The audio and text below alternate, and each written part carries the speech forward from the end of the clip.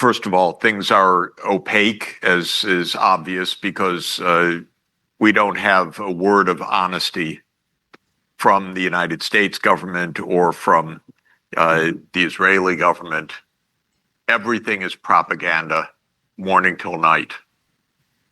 Also, any statement by Donald Trump contradicts itself before the end of the sentence. So he's absolutely impossible to even understand on his own terms, much less on geopolitical terms. So the situation is very strange, very dangerous.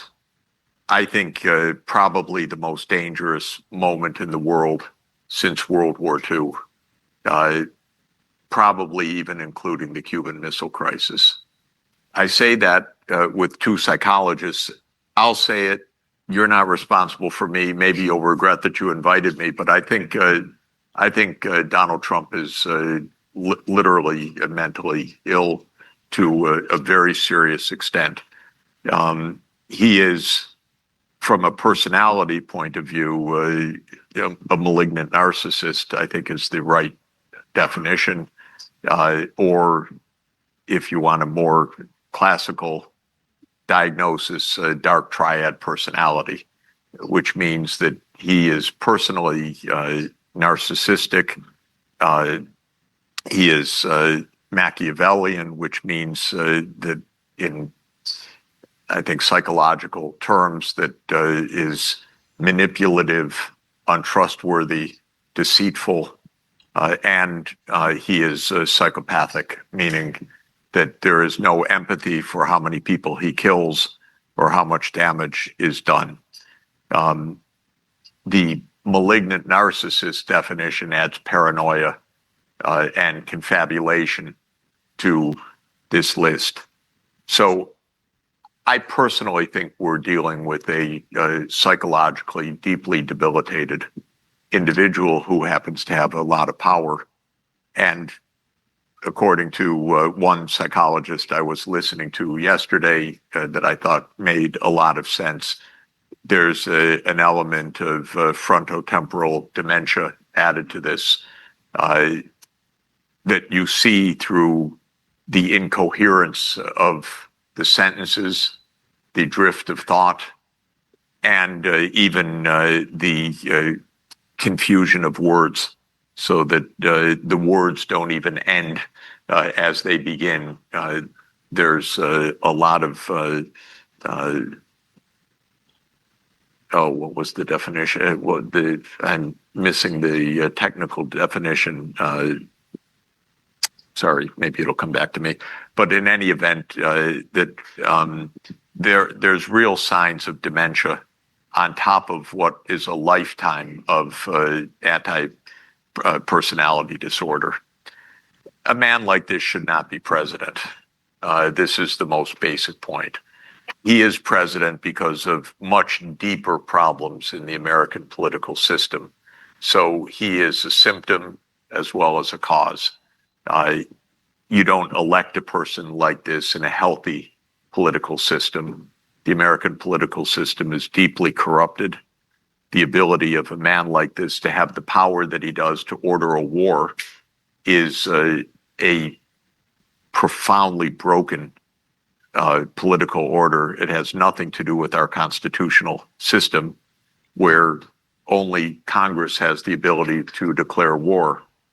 We're so pathetic right now in our politics that the only thing Congress does is vote repeatedly that they don't want to have anything to do with overseeing this war. It's not a choice that they have under the Constitution. It's a complete abnegation of responsibility. How can the Senate say now in 3 votes, don't ask us, it's none of our business, that's just Mr. Trump's business? That's exactly what the U.S. Senate has said. So I think that there are very particular circumstances right now. My own feeling is that Trump has actually, again, now I'm completely amateur psychologist, but he seems to have deteriorated and lost any kind of self-control in the last 3 or 4 months. So there's a degree of impulsivity, which is absolutely beyond anything that I've seen before.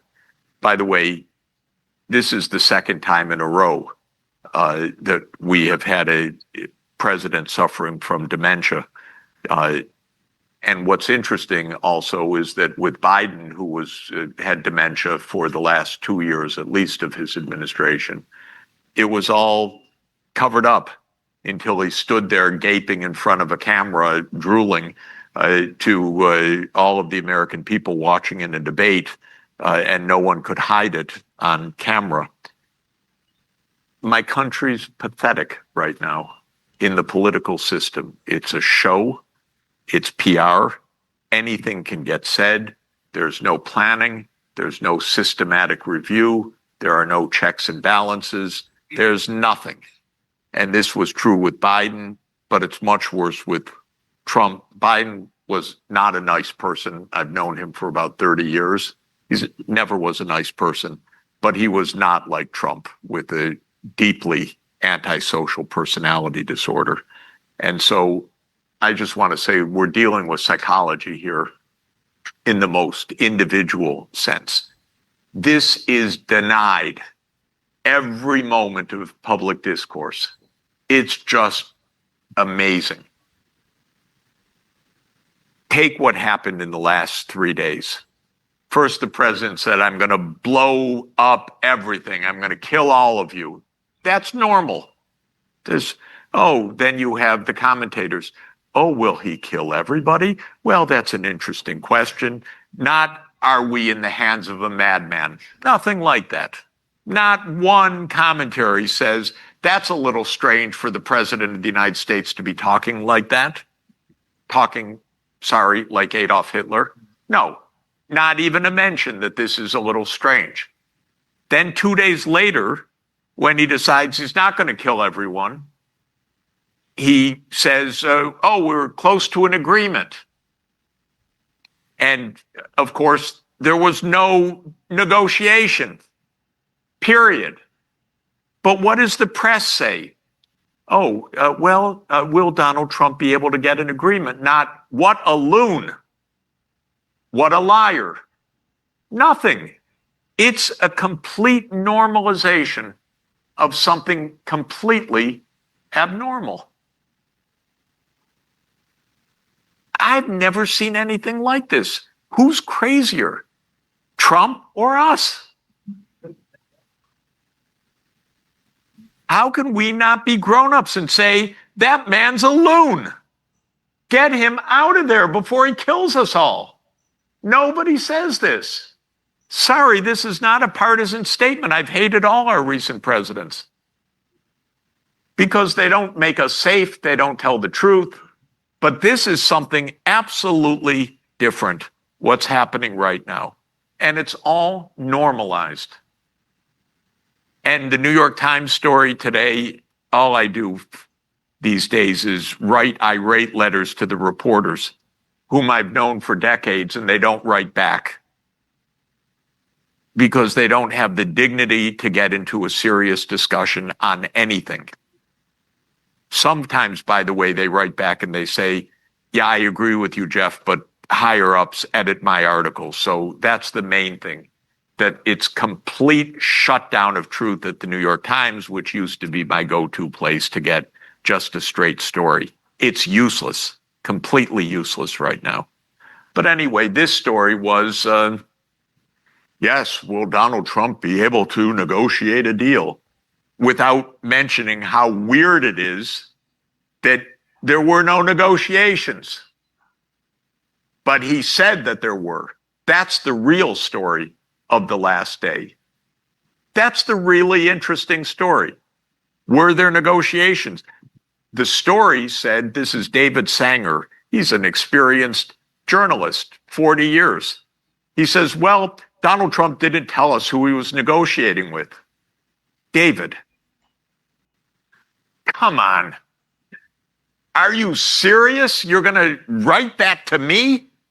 He didn't tell who he was negotiating with. Maybe, David, he wasn't negotiating with anybody. Maybe he made it up. Can't you ask a question as a grown-up writing for the New York Times who's been doing this for 40 years? So I wrote to David this morning. I will not hear back from David. I've known David for probably 40 years. Because they don't talk.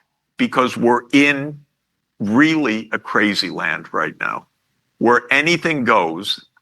And the whole story is, well, what will Donald Trump do next? As if this is a spectator sport. Not your life and not my life. I'm more interested, when are they going to take him away before he does more harm to us? When is some grown-up going to say, this is a very bad idea? Okay, so that's the immediate issue. But the system is more deeply broken. There are no checks on presidential power to launch wars. And there haven't been for decades, actually. Congress basically doesn't exist when it comes to foreign policy. It basically doesn't exist because we live in a security state. Foreign policy is carried out by the CIA, the National Security Agency, the National Security Council. It's not carried out by anything resembling democratic institutions at all. You may say, of course, Jeff, I had to come here to learn that. But it's rather alarming, actually, because it's not only 2003. We're in nonstop wars. Nonstop. It's not just